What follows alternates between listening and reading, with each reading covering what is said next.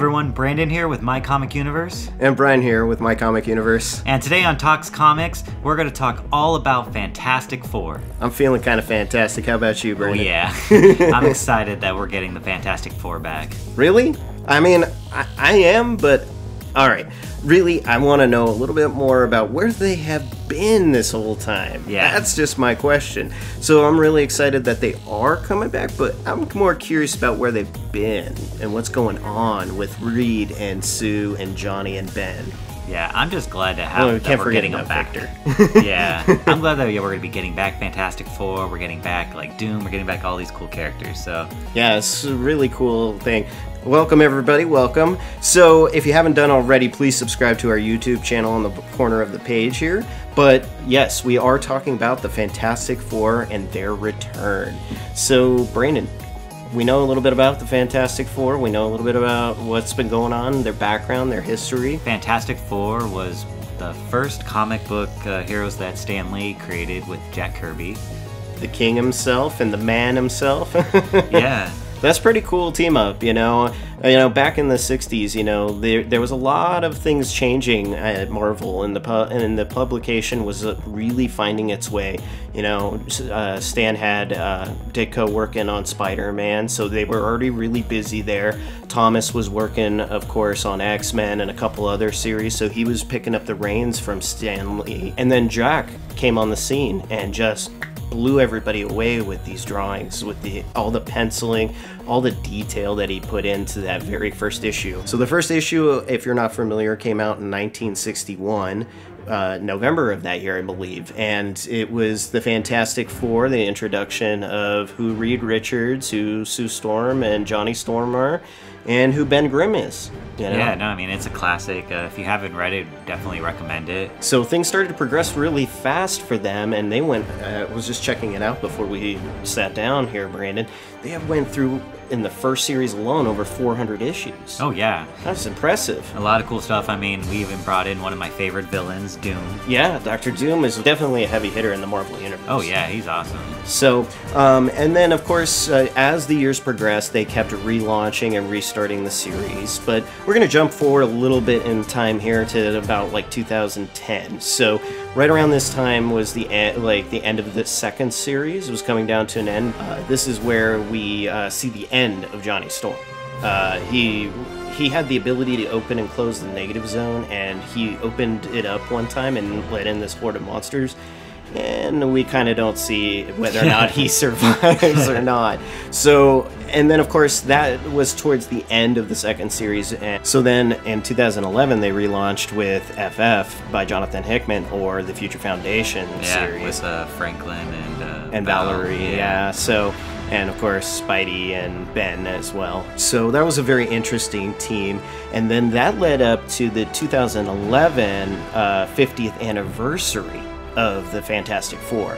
So with issue number 600 that launched that year. Yeah. Which was really cool. And then as the story progressed a little further, again, Marvel went ahead and canceled to move on. And then you mentioned in 2015, or just last year, actually. Just last year. The end of last year, Marvel canceled the Fantastic Four. And this was really it was because of the rights with Fox. Like, they couldn't get the movie rights, so they kind of canceled. It was a little petty. They canceled the comic series so that it wouldn't help out the movies. And so in the comics, we kind of got the death of the Fantastic Four, which led us to believe that Reed, Sue, Franklin, and Val are dead. Right. And so that leads us to now, this year, where we got the Marvel 2-in-1 with Ben and Johnny. Mm-hmm. So with that 2-in-1, okay, I haven't been keeping up with the 2-in-1. After the Legacy launch, I haven't really I've been kind of picky about what I've been reading. Yeah, so you should definitely pick this one up. Okay, so tell me a little bit about the 2-in-1, Brandon. I'm a little curious about it because you've been reading it. Yeah, so this really picks up right from the death of the Fantastic Four, and it's a little slow at first, you know. It's really about like Ben like holding on to this secret that he knows that, or he thinks he knows that Reed and Sue and them are dead, and Johnny's like holding on to hope that, you know, they're still alive somewhere in the multiverse. But we know from the Marvel Legacy one shot that Franklin and Val and them are actually alive, and they're just exploring the multiverse. Right. Yeah, so with the 2-in-1, then that leads us to basically Ben and Johnny going on this mission to retrieve this message from Reed, and then they also go on this mission to like look through the multiverse so that they could find Reed. They end up fascinating. Yeah, so they end up finding Reed Richards, but it's not the Reed from their universe. Oh. Yeah, it's this other universe, or this other universe where Galactus was taking over.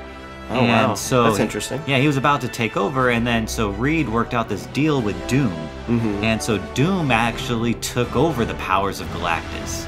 And so, but the deal was that Doom would leave Earth alone, and then he would be free to go to other places. And what Doom did is he destroyed the entire universe except for the Earth and the Sun. And so we got this like pathetic like version of Reed that's just been mourning the decision that he made to like allow Doom to go and just destroy the rest of the universe. Right. And now that he's destroyed the rest of the universe, he's coming back to destroy the Earth. Uh-oh. He's kind of went back on his deal. Uh-oh. Yeah.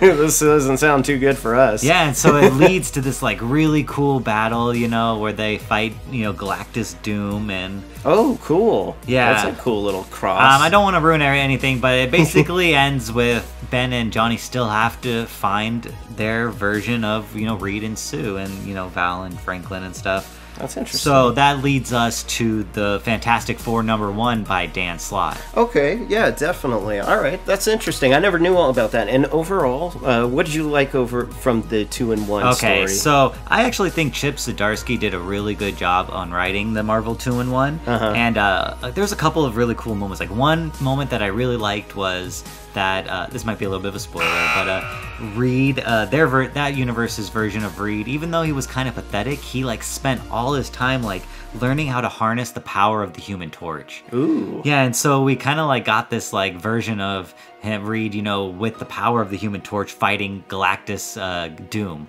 So that was like one of my favorite moments from the Marvel 2-in-1. It was really cool. Cool. So would you recommend it overall? I would highly recommend it. Like, it did start off a little slow, but it ended off really good. And if you're reading the new Fantastic Four by Dan Slott, then I would highly recommend checking out the Marvel 2-in-1 because it leads right into it. Looking at these, the two, or not the 2-in-1, Fantastic Four #1 here those from the Archer. Archer? What do you think about the legacy numbering overall from the continuation on most of the series, Brandon? I was curious about that. I mean, I'm glad that they're keeping on to the legacy numbers. I mean, if you're collecting these series, you know, it'll be an easy way to catalog your comics. Mm-hmm. But I don't like that they keep, you know, jumping on these new #1s all the time. Yeah, the numbering does seem to throw it off kilter just a little bit. But honestly, with this first issue, I was really pleased to see that, there's a positive direction they're going in with this new story. At least Dan is. Yeah, I really like Dan Slott's take on the Fantastic Four at this point. I mean, we're only a couple issues in, but it's been great so far. Like, I felt a lot of nostalgia for the classic Fantastic Four. Like, he's referencing, him and Chip Zdarsky were referencing a lot of the classic Fantastic Four. And, yeah, it really did. At the end of issue #1 of Fantastic Four by Dan Slott, you know, we got this little mini story with, like, Doom, where he's come back to, you know, to take over. We kind of get this, like, classic Doom, you know? I mean, we had this Galactus version of Doom where we got this, like, God version of Doom. We had him as Iron Man, you know, after the end of Civil War #2. Right. That's what everybody was talking about. So now we're getting this classic version of Doom, and I really like that. That's great. I'm glad that they're going to touch back on his roots and bring him back to a more grounded character now. Yeah. That's definitely something I'm looking forward to seeing as this progresses. I did like the little cutaway, the little short story at the end of the first issue. But overall, from the first issue, you're right, there was a lot of nostalgia. You know, the flare gun was definitely a major throwback, which was cool. Really cool. The only thing is I didn't really, you know, I feel Johnny's pain. I understand he's really, really just, like, holding out hope for them. But really, in reality, is, like, he's losing sight of, like, what's going on around him, really. So yeah, and he doesn't want to continue living. Like, he's just holding on this hope that he'll find them. Right, and Ben's ready to just move along because, you know, he's carrying whatever it is he's carrying with him, but he kind of knows deep down, like, look, they're gone. It's time to be normal and have a normal life, and that's what he's doing. Yeah, but that's what I love about issue number 2. So this is where we Right. get to what you were looking for. Like, where were they? What have they been Exactly. doing this whole time? So issue 2 gets right into that, and I love it. Mm-hmm. So we have, like, you know, basically the multiverse was kind of like destroyed. Right. So we have Franklin with Molecule Man creating universes. Powerhouse and Molecule Man are, they're making up these Franklin's new universes. new code name, Yeah. Powerhouse. So they finally gave them some new code names, which is kind of cool. So And they kind of Valerie's fit was in. Brainstorm. Brainstorm. That's right. Yeah. So that's really, it fits their characters very well. I mean, she's super intelligent. You know, he's able to create the universes. I like it. I Yeah, like me too. the scheme behind them.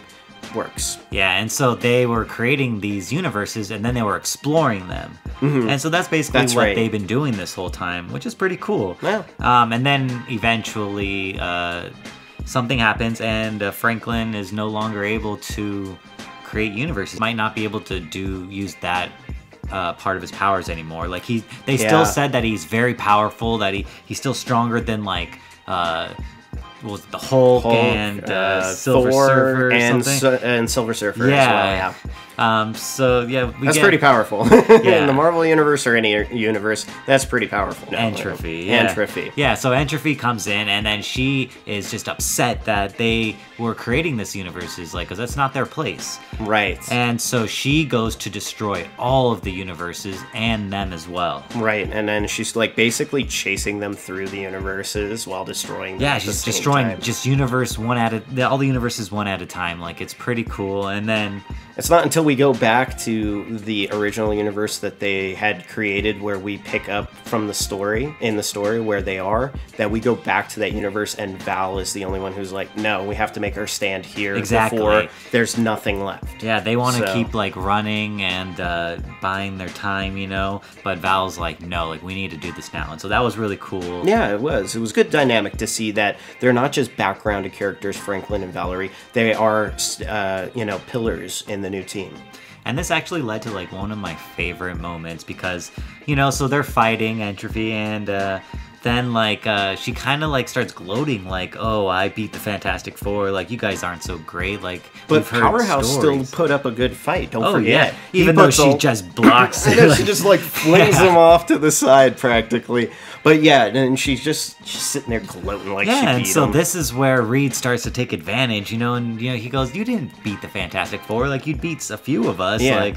but you didn't beat the real Yeah, Fantastic so Four. she goes, fine, bring them, like, I'll beat you. And so Reed starts tampering with her device a little, and then you think that he's just going to bring back Johnny and Ben, but he ends up bringing back a lot more than that, and it was really cool. You know who she reminds me of? Hela. She does kind of look like Hela. Yeah. Yeah. It's kind of an interesting take, but more like space, like Venom Hela kind of look to her, which is kind of cool. Yeah, so she was pretty cool and like pretty creepy when you just see that like one panel showing her with that mouth, like Right. introducing her. Like that was really cool. they've been doing very well, even in the Venom series with introducing Null. I love how they're doing that, like real dark and gritty and like Yeah. shadowed figures. That's a great series too. So Yeah. well done. I like this. I thought this was very well leading up to, even the build up to what happens at the end of this first issue. So yeah, the first two issues have been like a little bit of a build up. Like we see, the grief that Ben and Johnny are going through, and then we see, where they have the Sue and Reed and them have been this whole time. Right. And now it's leading up to issue 3 where we get the return of the Fantastic Four fighting together. I can't wait for that. I man. can't It's wait gonna be either. great. And they brought some friends with them. Yeah. That's And gonna so be I think Dan exciting. Slott's doing a great job. What do you think? I like it so far. I'm definitely going to be more intrigued after issue 3 to see Yeah. what happens, especially with this Entropy character. There is a lot of hype, with them bringing it back. So it will Right. be interesting to see where it goes once they settle in, with them as a team again. So let us know in the comments below what you think of the return of the Fantastic Four, if you're reading along, and if you like Dan Slott's run here. Yeah, we'd like to know. We want to know if you, are keeping up with it. If you're going to add it to your poll, let us know. Long Beach Comic. Yeah, this was a great con. Great event. Check out our website, mycomicuniverse.com. We have some great coverage of the con there. Yeah, it was a lot of fun. We had a great day out there at the convention center. It was beautiful, good weather. But it was just great to see some independent artists meet up with vendors and, of course, tons and tons of cosplayers. Yeah, I mean, one thing that I really liked is that, you know, the anime My Hero Academia is getting a lot more popular, and we saw a lot of cosplay from My Hero Academia, which That is was really cool. something, you know, we haven't been seeing too much of at cons, but now it's starting to be a lot more, which is really cool. Yeah, definitely. And just the exchange within the community, I saw a lot more artists and writers, conversating about their work in Artist Alley. You know, we got to meet some great people. We stopped by Norm Rapman's. Yeah, we got to talk with him It for a was little good. bit. He was really cool. Yeah. There's a lot of smaller artists that we got to talk to, and it was really fun. Like, great con, great atmosphere. There was a good amount of comic book vendors, which is something you don't always see at Comic Cons. Yeah, actually, there was a good amount of toy vendors as well. Exactly, it was a nice yeah. blend between the two of them this time around, you know. But still, overall, for a small event, every year we go to it, we tend to have a great time. Yeah, you know, this was one of the better ones too, I think. Like, Yeah. it was very well organized, and yeah, a lot of vendors. It was pretty cool. Definitely would go again. Yeah, we definitely recommend Long Beach Comic Con here at Tox Comics and at My Comic Universe. And but we're definitely getting more pumped up for the bigger events that are coming up. And I was gonna say, stay tuned, because next month we're going to LA Comic Con, And Stan we're- Lee's LA Comic Con. Yeah, we can't wait for that. Yeah, that'll be very, very interesting to go to that. There's a lot of cool exclusives, big names that are going to be there. So one last thing we got to talk about in Tox Comics. Oh yeah, can't forget. Should not forget. Our comic book recommendation. Yes. So for this episode, we want to recommend Venom Lethal Protector. First of all, this is just like a 6-issue miniseries, so it's not that long. Very easy read. It's a story that basically follows Venom. This is Yeah. post Spider-Man time, you know, and there's an agreement that, you know, Venom and Eddie are allowed to continue on their own. There's no confrontation with Spider-Man. Peter's going to stay out of his way because he's grown at this point. He's not the same Venom. He's not as evil as he was before, but he's got a group of mercenaries on his tail, and on top of that, he's got 5 spawned out symbiotes that are also after him. So, and this is all kind of basically the backbone and structure for the upcoming Tom Hardy movie. Yeah, the Venom movie The coming Venom out. movie. So Exactly. it's definitely a good read. I've read it through a couple of times. I like it. There's some interesting little throw-ins and cameos. As much as Peter tries to stay out of it, I will say he does show up a couple of times. Yeah. So it's definitely worth it. And if you're excited for the movie and you want something to pump you up even more for the movie, that's why we're recommending Venom, Lethal Protector to you. Yeah, I mean, I really enjoyed it. It's kind of like the first story where we get a Venom becoming, transforming between a villain to an anti-hero. Right. Yeah, so I thought that was pretty cool. Yeah, like you said, it starts off with him with this agreement with Peter to just not commit any more crimes. Like, but he'll go off on his own and they'll leave each other alone. And he goes to San Francisco. So that seems to be the setting for the new movie as well. Right. So they're kind of basing it a lot around that storyline. Yeah, and So- then we're also going to be getting a lot more different symbiotes in the movie, so I definitely think they're going to take a lot from this story, So- the different type of symbiotes that we get in this story. I Yeah, think we're so- going to get something like that So in the we're movie. getting Riot, we're getting Phage, Yeah. we're getting Scream, we're getting Toxin. Exactly, So we're gonna yeah. get some cool symbiotes. So if you haven't read Venom Yeah, Lethal check it Protector, out. check it out. It's definitely highly recommended here at Tox Comics. So that's all we have for you on this episode of Tox Comics. Yeah, that was a lot of stuff. The return of Fantastic Four. We Yeah. talked all about The that. Marvel 2-in-1. The 2-in-1. Let's see. Of course, Long Beach Comic Con. Yeah, and Venom Lethal Protector. Don't forget to follow us on social media. And of course, Brandon, where can people subscribe to our YouTube channel? Just click that button in the bottom corner and you'll subscribe to My Comic Universe. All right. Thank you for joining us here at Tox Comics. I'm Brian. I'm Brandon. See you next time. See ya.